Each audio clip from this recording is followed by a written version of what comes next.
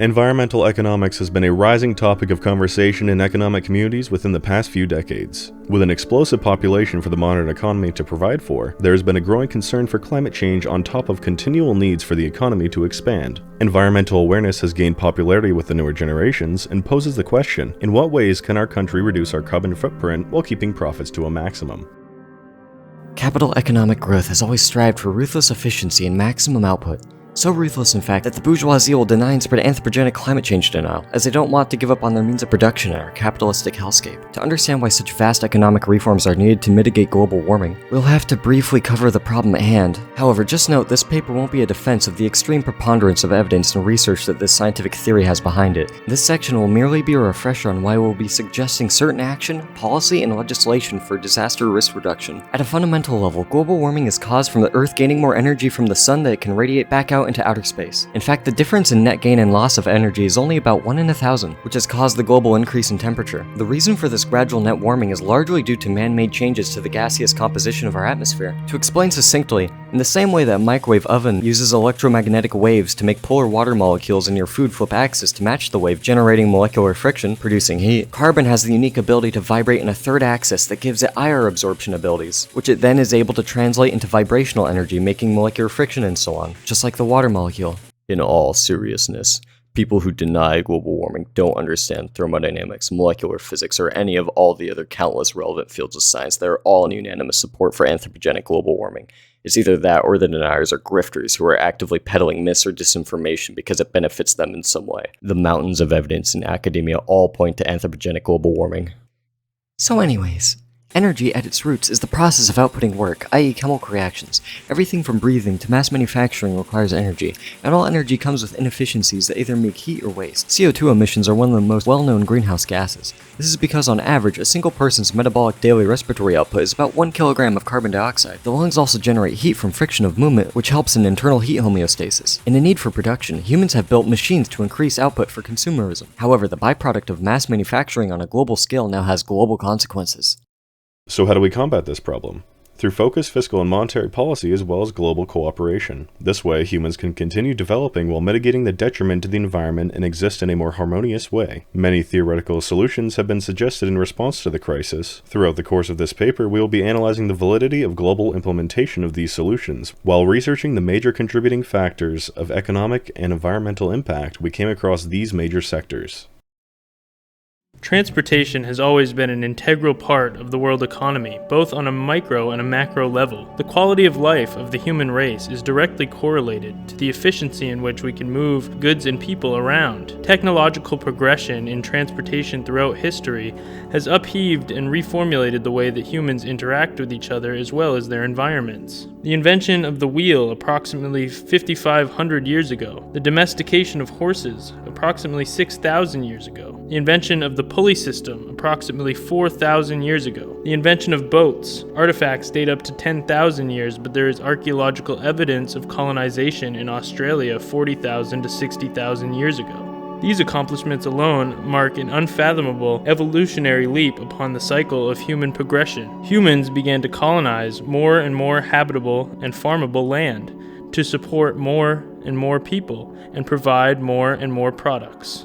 We began to use ships and horse-drawn carriages as methods of transportation for goods, which slowly developed into intricate trade routes over the course of thousands of years. Still, this was only the beginning. Even with all the aforementioned innovations, 81% of people worldwide still lived before the $1.90 per day poverty standard. The past 200 years of technological advancements throughout the two industrial revolutions have changed the world economy and in turn dramatically increased quality of life at a rate never before seen in human history, such as the invention of the steam engine and the implementation of trains throughout the 1800s, the invention of the internal combustion engine in the 1860s, the introduction of the moving assembly line for the Ford Model T in 1908, that finally overtook the horse-drawn buggy for on-road transportation over the next decade. Eisenhower signed off on the funding for the interstate highway system in 1956. Cargo vessels have evolved greatly in the first half of the 1900s into modern container ships thoroughly integrated into our modern supply chain. the invention and development of the airplane in the early 1900s. These developments have allowed us to create the modern economy we have today. Cars bringing people to work, trucks, planes, and boats carrying goods all over the world to provide for the billions of people on planet Earth. The development of transportation systems has unquestionably been a necessary part of the development of a thriving human civilization and world economy. It is well known that the economic prosperity is correlated with the efficiency of transportation systems. The Bureau of Transportation Statistics uses the Transportation Services Index as a lagging economic indicator, as well as comparing the association between TSI growth, manufacturer shipment, and industrial production. In 2020, U.S. ports received more than 465,000 vessels, totaling $253.9 billion worth of goods in 1 year alone. That's $253.9 billion US dollars being injected into the world economy, and in return providing products for Americans. The ability of rich countries to import products from other countries frees up their economy to work on more advanced products. The ability of countries to ship products to these countries stimulates their economies' growth by providing products for the global economy. These mutually beneficial relationships drive the global economic growth. According to the World Bank, countries imported an average of 28.1% of their GDP, a trend that has been rising since at least 1970. Another interesting stat is that an average of 8% of global merchandise imports were food, a percentage that has declined 57% since 1962. The implementation of modern online shopping technology with modern shipping systems delivered $14.5 trillion worth of goods directly to the front door of Americans in 2017. We can now ship products internationally in 6 to 10 business days like clockwork. The development of modern shipping systems has in large part changed the way that business is conducted, moving lots of demand online and putting increasing pressure on the supply chain systems in place. In 2021, workers averaged a commute of 27.6 minutes one way, averaging 45 miles per day. 76.4% of workers drive alone to work every day. Based on current data, there are 158 million people employed in the US, meaning a minimum of about 121 million people commute alone to work in a personal vehicle every day, while only 37.4 million people use some other form of transportation. The New York subway system transported an average of 2.04 million people a day in 2020, totaling about 640 million people for the year. It is evident that modern transportation systems are imperative to the success of the modern-day economy, but at what cost? The development of human civilization and the world economy has had an inherently negative effect on the natural environment in which we live. The development of modern transportation has by far not been an exception. In 1896, Svante Arrhenius published a paper describing the relationship between CO2 emissions from coal and the effects of trapping heat in our atmosphere. In 1939, G.S. Calendar published a paper acknowledging directly the increasing amounts of atmospheric carbon dioxide would gradually increase the temperature in the colder regions of the Earth. Transportation is the largest emitter of greenhouse gases into the atmosphere. Since 1990, transportation in the U.S. has emitted anywhere from 1.5 to 2 billion metric tons of carbon dioxide per year. According to the EPA, the transportation industry accounted for 27% of the United States' total emissions in 2020. Total U.S. emissions for 2020 were approximately 5.2 billion metric tons, meaning transportation accounted for approximately 1.4 billion metric tons of carbon dioxide in 2020 alone. Emissions from on-road vehicles made up 75.2 or 1.06 billion metric tons of transportation-related greenhouse gas emissions in 2020. Contributors to this are made up of 33.7% passenger cars, 17.2% light-duty trucks, 0.02% motorcycles and scooters, 1% buses, 23.1% medium and heavy-duty trucks. The transportation sector is also a major contributor to urban air pollution, accounting for 40% of volatile organic compounds and 77% of carbon monoxide emissions, as well as 49% of nitrogen oxide emissions. The emissions from fuel combustion are primarily carbon dioxide, 97.1%, along with small amounts of methane at 0.1% and nitrous oxide at 0.7%, as well as hydrofluorocarbon from vehicle air conditioning. While the development of modern transportation has changed the livelihoods of people all around the world, it is apparent that economic growth has come at some severe environmental cost. If we are serious about wanting to develop a new world that is more sustainable, a large percentage of that change will be in the transportation sector. Let's look at some of the options moving forward. In order to analyze potential solutions, we must first name the problems at hand. The obvious problem is the fact that the transportation industry is emitting vast amounts of harmful compounds into the environment through fuel combustion, causing irreversible damage to the ozone layer, and in turn, all the ecosystems here on Earth. While the normality is to attack this problem from an engineering perspective and look at the different sustainable vehicle systems, which we will look at, first I would like to bring up a few distal causes built into the very structure of our society. First, the societal normality of owning personal modes of transportation rather than relying on public transit. This convenience we have all become so accustomed to may restrain us from implementing the needed reforms in order to cut emissions. Furthermore, there are no restrictions as of today to how much an individual can drive or how much gas an individual can purchase. According to the EPA, average fuel economy for passenger vehicles in 2020 is 25.4 miles per gallon, a steady overall upward trend, almost doubling since 1975.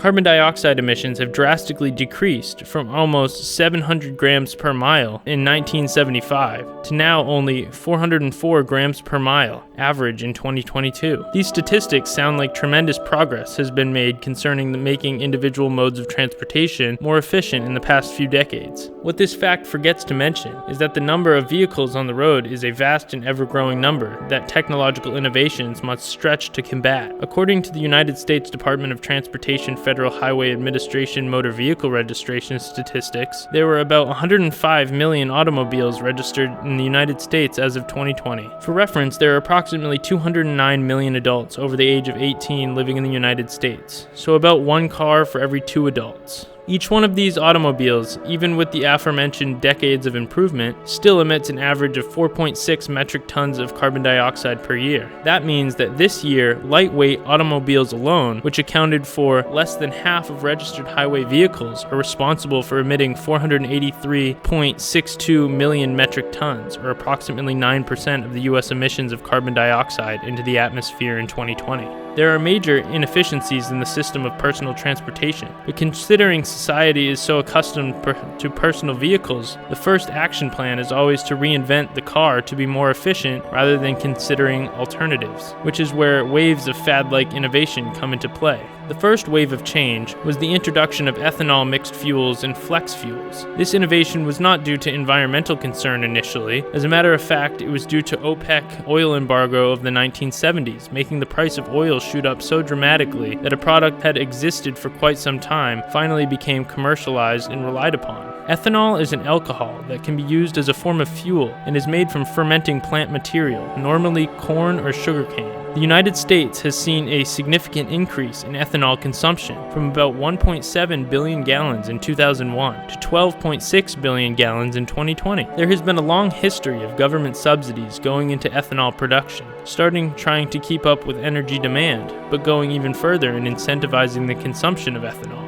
In 2004, George W. Bush introduced the volumetric ethanol excise tax credit, which gave ethanol blenders 45 cents for every gallon of pure ethanol blended into gasoline.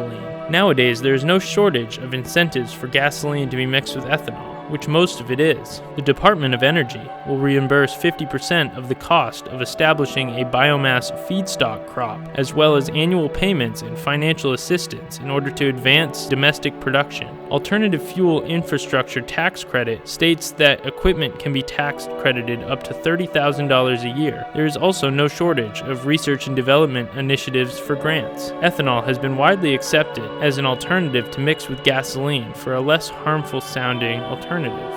But there are a few things that should be mentioned about ethanol. While it is true that corn ethanol emits 44 to 52% fewer greenhouse gas emissions than gasoline, it comes with some major limitations that mustn't be blindly overlooked. First of all, it is very energy intensive to process the corn into ethanol fuel, a process that for a long time was classified as to allow cheaper fuels to be used for this process. Current standards emit 1.76 metric tons of emissions per gallon of ethanol, according to USDA study updated in 2002. Ethanol also has about 30% less energy density compared to gasoline. Remember, each car averages 4.6 metric tons of emissions per year. If it takes anywhere close to the aforementioned amount of energy to produce ethanol, most of which is coming from natural gas as of 2002, then you can see why it would be absurd to try and justify any sort of reliance on ethanol, whether it helps energy independence or not. Not even to mention the land that is taken up for growing feed crops that could be used to produce food. There has been major speculation into the ethanol industry looking into the negative effects it can have on the global food supply when farmers are incentivized to grow feed crops instead of to meet energy demand. The next largest craze, possibly the one to have gotten the most attention, would be the seductive idea of electric vehicles. Biden recently signed the Inflation Reduction Act, which had a series of investments directed towards climate change. These investments included a $4,000 tax credit to use on clean vehicles, as well as a $7,500 tax credit on new clean vehicles. There is also a $40 billion investment going towards a conglomerate of different investments, among which are mineral mining, battery production, and electric vehicles. On top of these investments, there is an additional $20 billion in loans to build new clean vehicle manufacturing facilities. Considering these are the largest investments yet to be made in the United States regarding transportation, in a sense of being more climate friendly, then I think it is important that we validate their relevance, maybe in comparison to other potential investments. On the face of this technology, you have a zero-emissions vehicle that simply plugs into the electric grid and stores the energy it needs in a massive lithium battery. The reality is that these vehicles do emit greenhouse gases. They are just outsourcing those emissions to your local power grid, which is still more than 50% powered by coal and natural gas, and is only approximately 30% efficient. So the obvious problem to attack first is the efficiency of the electrical grid, as well as figure out better places for energy to come from. But first we should decide if this electric vehicle is an upgrade environmentally or if it is a marketing scheme. Electric vehicles are more efficient than combustion vehicles by quite a lot, actually. Electric vehicles are more than 70% efficient, while gasoline vehicles convert only about 12 to 30% of energy. So even if you factor in the grid inefficiency, then EVs still look impressive. But what goes into making them? To make a lithium-ion battery, the key components are lithium, graphite, cobalt, manganese, aluminum, nickel, and steel. A standard capacity for lithium-ion battery storage is 0.15 kilowatt hours per kilogram. This means to store the energy used for transportation in the United States on a bad year, you need more than 9 billion kilograms of lithium-ion battery. Most batteries seem to be consistent with around 11% lithium, which would be around 990 million kilograms of lithium. 2018 was the biggest year to date for lithium production, coming in at 95 million kilograms, which is about 10% of what would be needed. Tesla has achieved a rather low percentage of one of the more controversial metals in this product. Tesla used 2.9% cobalt, which is compared to 10 to 20% normally. Even with Tesla's 2.9% cobalt, we would need to mine approximately 261 million kilograms of cobalt to meet 2020 transportation energy needs. While it seems as if cobalt production is closer to realistic, there is a major human rights issue with the mining of cobalt. Over 70% of the world's cobalt is mined in the Democratic Republic of Congo. There has been numerous concerns regarding the horrible working conditions and child labor uses.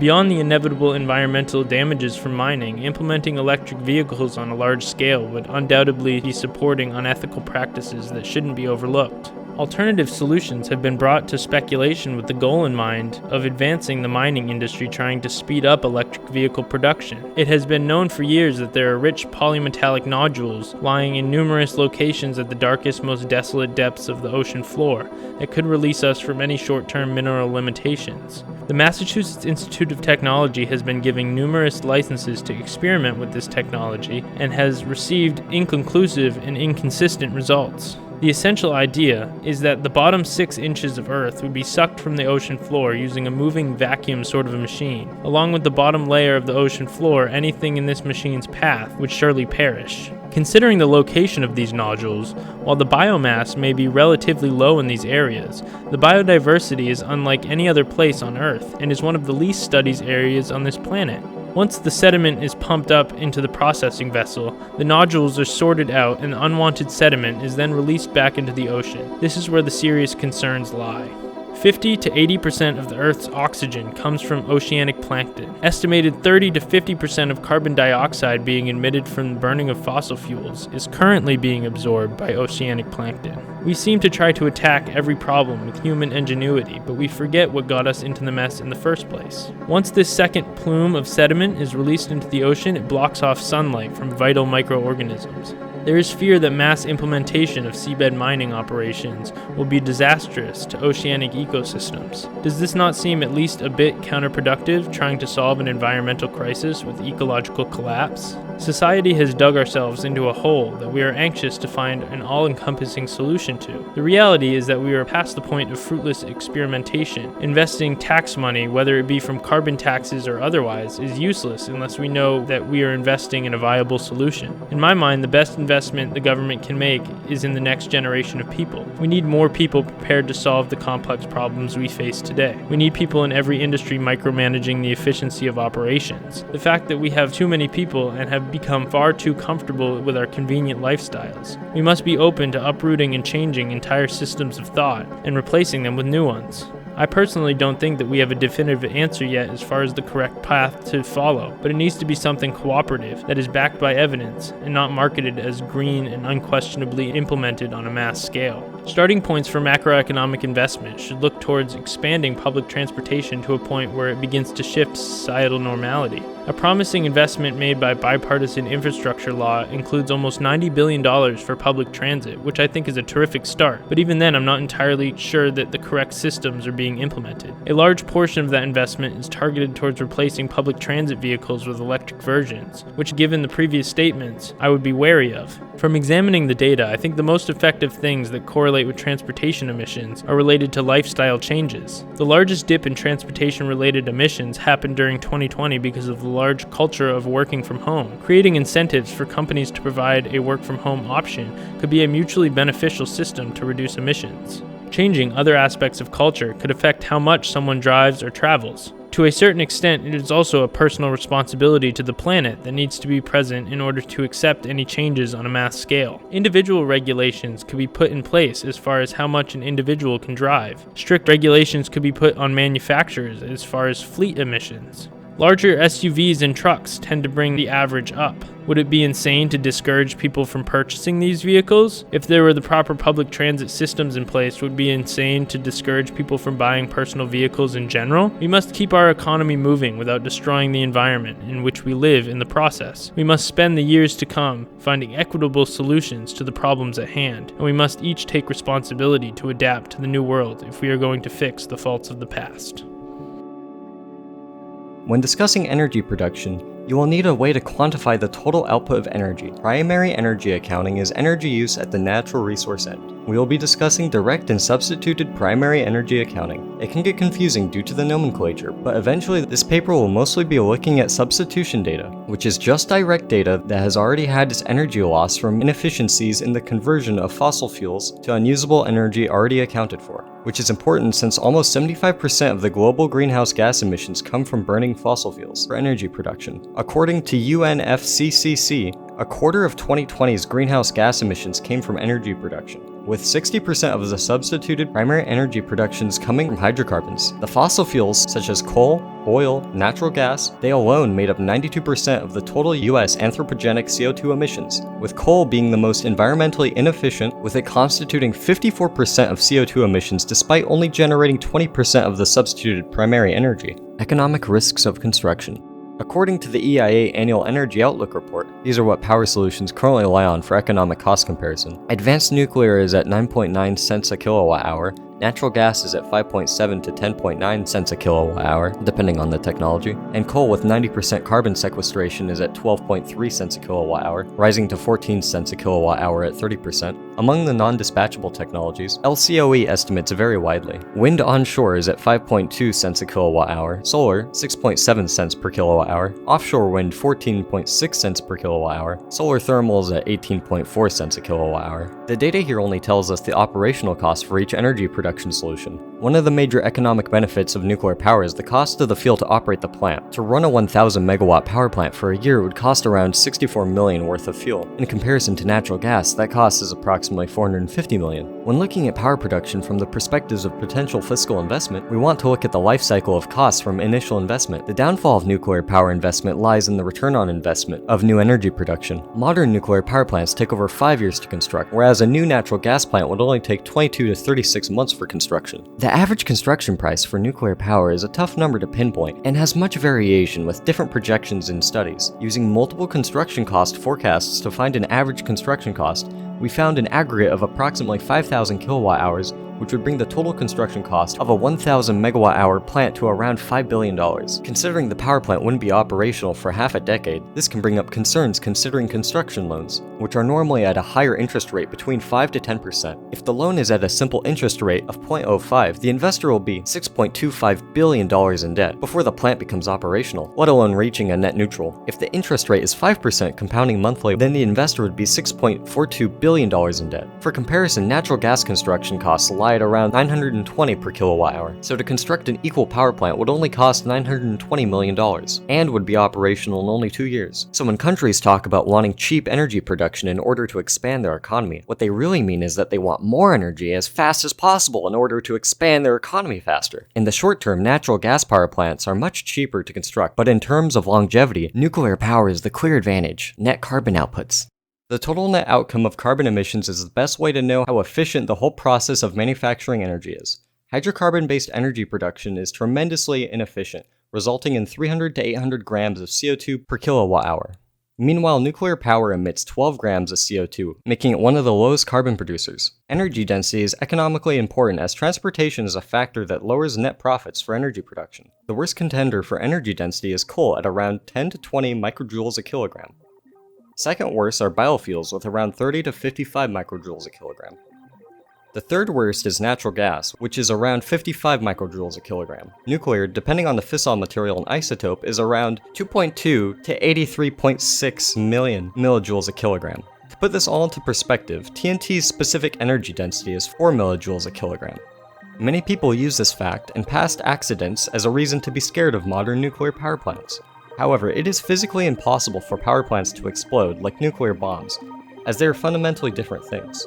It's about as rational as being worried of your body fat exploding on you, since body fat has a specific energy density of 38 millijoules a kilogram, which is why your body metabolizes the energy slowly. If you're worried about power plants, you should be scared of yourself too. Renewable resources don't seem to be as promising as nuclear, despite the fact that a majority of energy-related fiscal investment has gone towards renewable energy sources. As photovoltaic cells are only about 20% efficient in perfect conditions, pointing straight at the sun, especially with talks of using aerosols to geoengineer our atmosphere to reduce the extra 1 in 1,000 energy that CO2 is making our atmosphere keep from the sun. Solar farm space and battery banks are also a concern, which make it less viable. Same problems come from wind energy as well. However, a problem that affects all means of energy production is energy transportation. All electrical generation plants have to transmit their energy through power lines. Currently, copper is being used as it is a relatively cheap material with high conductivity of 58 Siemens per meter at 20 Celsius. Although new research has shown that metallic carbon nanotubes can be up to 10 to the 6 or 10 to the 7 Siemens per meter for pure CNT and 108 Siemens per meter for pure graphene, with the only hurdle of it being extremely new, difficult, and low quantity manufacturing being what's stopping mass implementation. The industrial sector. Industries across the globe are major contributors to greenhouse gas emissions as well as physical waste and are directly harming the environment. These industries are all ingrained into humanity's modern-day way of life and employ millions of people. According to the World Bank national accounts, the mining, manufacturing, construction, electricity, water, and gas industries accounted for 23.6% of the global GDP in 2020. Approximately 30% of total global emissions can be attributed to the material processing of natural resources, while 44% of all CO2 emissions from industry are during the production of iron, steel, and minerals in 2010. The other large emitting sectors are the processing and production of chemicals, fertilizers, and textiles. In regards to raw materials, they are obtained from the extractive industries, which are then sold to the material industries where the raw materials are processed.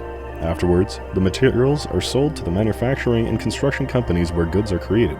Following this, retailers and service providers supply according to the demand of the human population, which is known to be insatiable.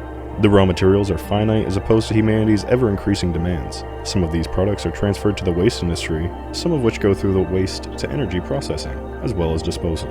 The processing of much waste produced can contribute to further emissions and then go towards energy recovery from the waste as well.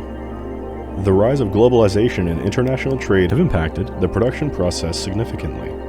The production processes are split up and spread across continents even, creating a less consolidated production line. With these steps being split up, there are many more trade ships moving across the oceans. Between the years 2005 and 2010, greenhouse emissions from the industry sector grew at an average rate of 3.5% globally, most of which were CO2, methane, hydrofluorocarbons, and nitrous oxide. Of these, industrial CO2 accounts for 13.14 billion tons of CO2 emissions. In the United States in the year 2020, the total waste managed in the industry sector was 28.3 billion pounds, as reported by the EPA. This toxic waste was managed by recycling, treatment, disposal, and energy recovery. The 7 industries reported include chemical manufacturing, primary metals, food manufacturing, metal mining, petroleum manufacturing, textiles, and electric utilities. Most notable among these industries is chemical manufacturing, accounting for a whopping 15.94 billion pounds of waste. The widespread use of more and more disposable products and electronic devices is a major contributor to bulk waste, which is very often sent to landfills. The producers are designing products that are disposable or have a shorter lifespan, i.e., planned obsolescence. The blame belongs to both the producer as well as the consumer for consuming and discarding these products. In 2010, there were 75,840 tons of containers and packaging produced. While 36,000 tons were recycled, 32,000 tons were sent to landfills, and 6,800 tons were burned with energy recovery. Solutions. There is no set solution to stopping emissions and pollution in the industries, though steps can be taken to mitigate the effects and lessen the negative impact humans have on the environment. The European Union has a cap-and-trade system, the EU Emissions Trading System, which was implemented in 2005. Within this system, those importing have to pay an equivalent or equitable amount to what an EU company would for producing the same product if the company's country of operation does not have comparable taxes. The cross-border carbon tax will be levying steel, aluminum, and fertilizers when imports come in from countries with none or lesser environmental regulations. If more countries were to adopt a system similar to this, it could standardize the cap-and-trade system across many countries around the globe. If a country had no such system and wishes to sell products to a country with one, they would be incentivized to institute a similar program so as not to pay the other country's taxes, and keep that money more local to their own country. The relationship between real estate and environmental economics has been known as one of the most complex environmental matters in the world. In just the past few years, the real estate industry has evolved dramatically, from a healthy and booming business in the winter of 2019 to a horrible imbalance in the supply and demand chain by 2021. While the outlook of creating more sustainable infrastructure has been steadily increasing, years of neglect have made their mark on the industry. In just the past couple of decades, there has been a notable increase in efforts to create more green homes and businesses. While there can be setbacks as well as popular belief that going green is more costly, there are many more benefits to being sustainable than faults. In an article published in the winter of 2019 by the Commercial Real Estate Development Association, it was claimed that the real estate economic environment has been nearly perfect. With the economy booming, rent was able to be steadily raised per square foot for commercial businesses, and they had the consumer business to back it. Interest rates were cut after being continually raised from 2015 to 2018, and inflation was at the Federal Reserve's target of 2%, creating the perfect environment for investors, as shown in the FDI Confidence Index. This statement was short-lived, however. The COVID-19 pandemic had a rough hit on the housing market, and everything came to a screeching halt. The real estate industry, just like everything else, had been temporarily shut down. But what was to come of the investors? Fortunately, there was a rebound in August 2020 when many workers who could not afford homes in the city were able to afford to buy homes in more rural areas, as they no longer had to commute to work. According to the Census Bureau and the U.S. Bureau of Labor Statistics, housing market sales went from negative 20% in August 2020 to 20.5% by February 2021. New for-sale housing inventory grew, but not enough to keep up with the sales growth, creating a shortage of housing and high competition in the industry. So what does all of this mean for the future of of sustainable housing? Well, as younger generations are now entering the housing market, it's becoming increasingly important to have a surplus of sustainable housing. Millennials and even Gen Z are continually conscious of their carbon footprint, and more home buyers are interested in green living. This can also be good on the investment side, as sustainable qualities of a property can be highlighted when trying to sell, and oftentimes those same features can contribute to the lifetime value of the property. Thankfully, the industry seems to be proactive in sustainability, regardless of national policy, and does so not only as a matter of self-interest, but of social responsibility. A common misconception about sustainable housing is that more money is needed up front in order to reap the long-term benefits of green features. This, however, is not entirely true. There are many small ways that a home or business can be more environmentally conscious without emptying their wallets. Simple steps, such as ensuring that windows and doors are sealed properly, water heaters are tended to appropriately, and using a greener type of paint can cause huge difference in the sustainability of a building. Sustainable solutions can also be achieved through the application of already existing technology that has been proven to work in the past. These include low-energy appliances and lighting, solar technology and proper placement of buildings to heat by sunlight, sustainable material sourcing, and reduction of construction waste by reusing materials. Starting here, it is easy to see how a sustainable house does not need to be more costly than a traditional one, and it can be very easy to get started. There are many other economic benefits to green building than just supporting the environment. In a paper by the World Economic Forum Industry Agenda Council on the future of real estate and urbanization, many benefits of sustainable infrastructure are brought to light. For investors, renters are likely to pay higher rent if their utility costs are lower, assuming they are responsible for the cost of the utilities. Investors also obtain marketing and branding benefits from owning green buildings. Prospective employees are also more likely to work for a sustainable company, as around 80% of young professionals in the United States are interested in working somewhere that has a positive environmental impact. Worker turnover has been shown to be lower, and satisfaction has been shown to be higher in employees in sustainable buildings, increasing productivity.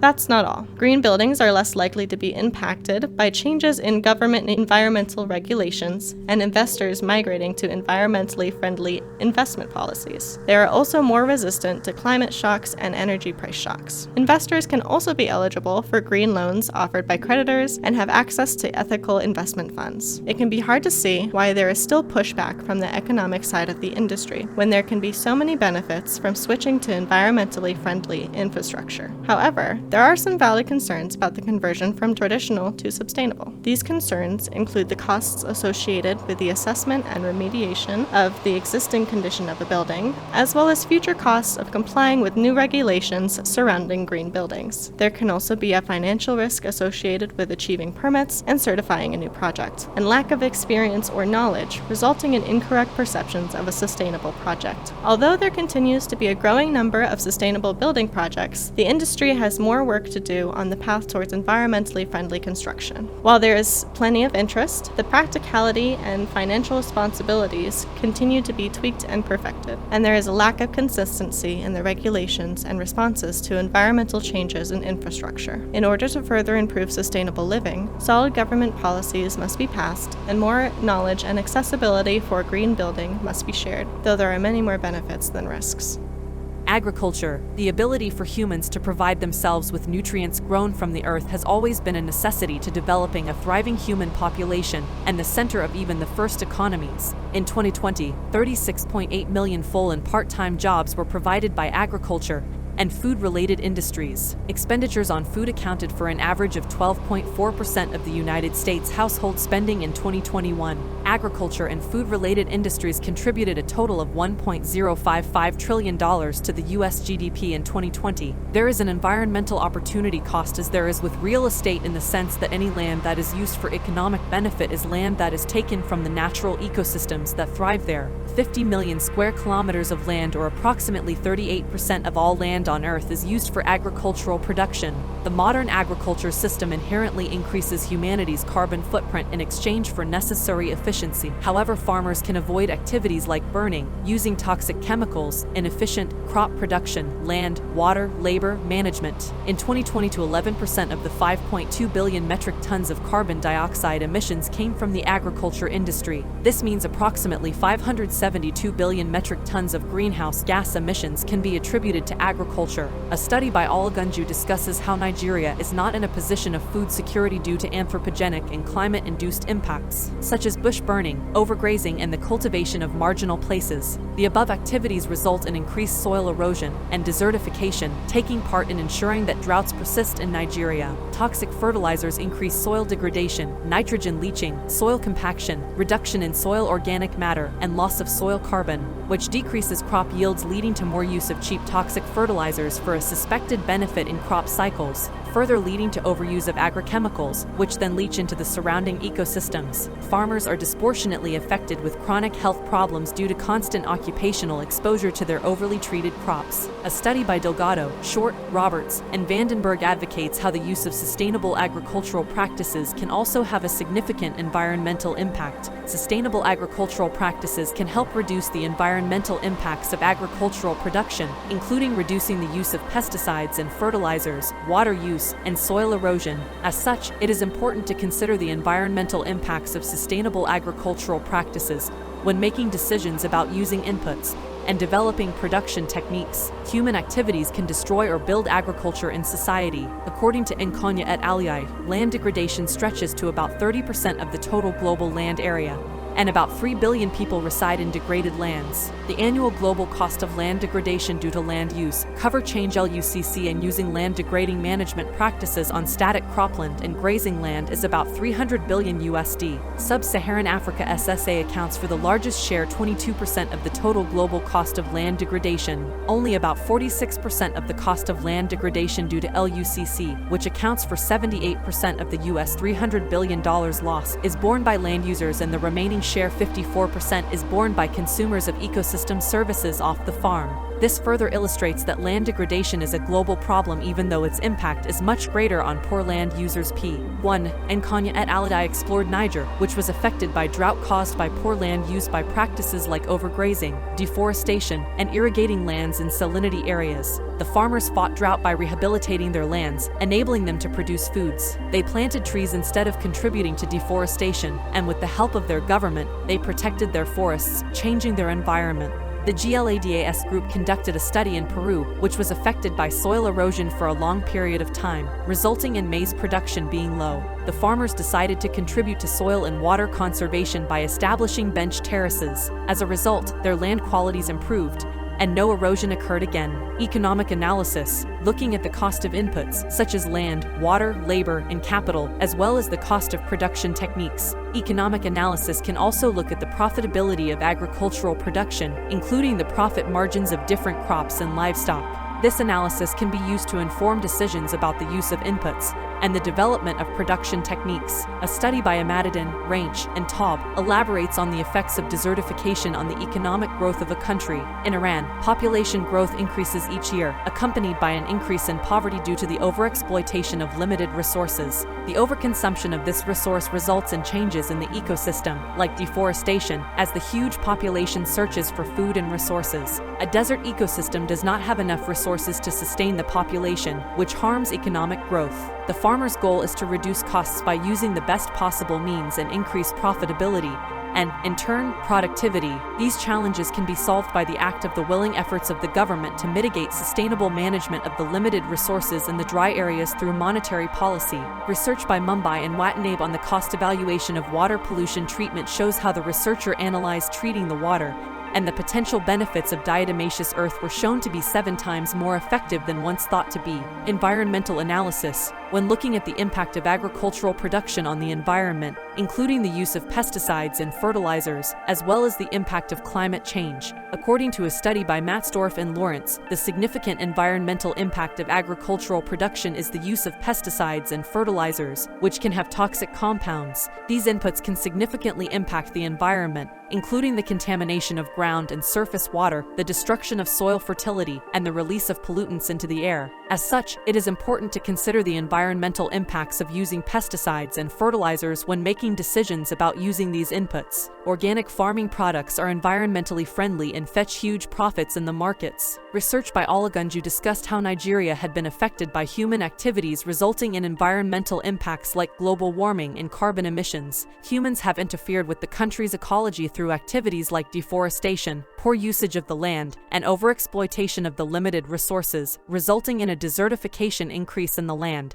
which results in climatic impacts like global warming, affecting the lives of living organisms in the ecosystem, increasing soil erosion, and low crop yields resulting in higher frequencies of droughts in the country. A study by Ahmadiddin, Ranch, and Taub discusses drought in Iran. The government can prioritize the allocation of limited resources to help solve the issue of environmental degradation. Also, policy creators should impose heavy punishments on the polluters of the environment. The 2022 Climate Change Investments in the Inflation Reduction Act allocates $20 billion to support climate-smart agricultural practices. Solutions: looking at solutions to reduce the use of toxic herbicides, pesticides, rodenticides, and other agrochemicals, as well as solutions to reduce the environmental impacts of agricultural production. Getting the general public to stop fearing GMOs. A study by Reimer and D explains that senior management should reduce the use of inputs to increase efficiency. This can involve using precision agriculture techniques, such as sensors and drones, to more accurately identify and target areas in need of inputs. This can help to reduce the number of inputs used while still achieving the desired results. Another solution is to use alternative inputs,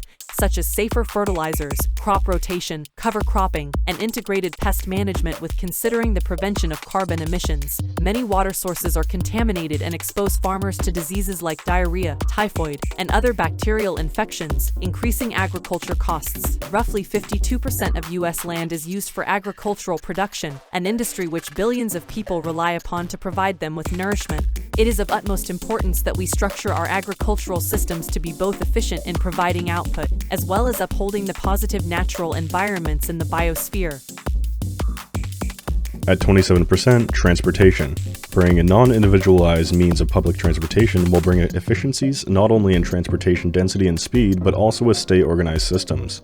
Economies of scale will also come into play, making transportation cheaper, as well as designing cities to be walkable and not inflated by flats of roads and parking spaces.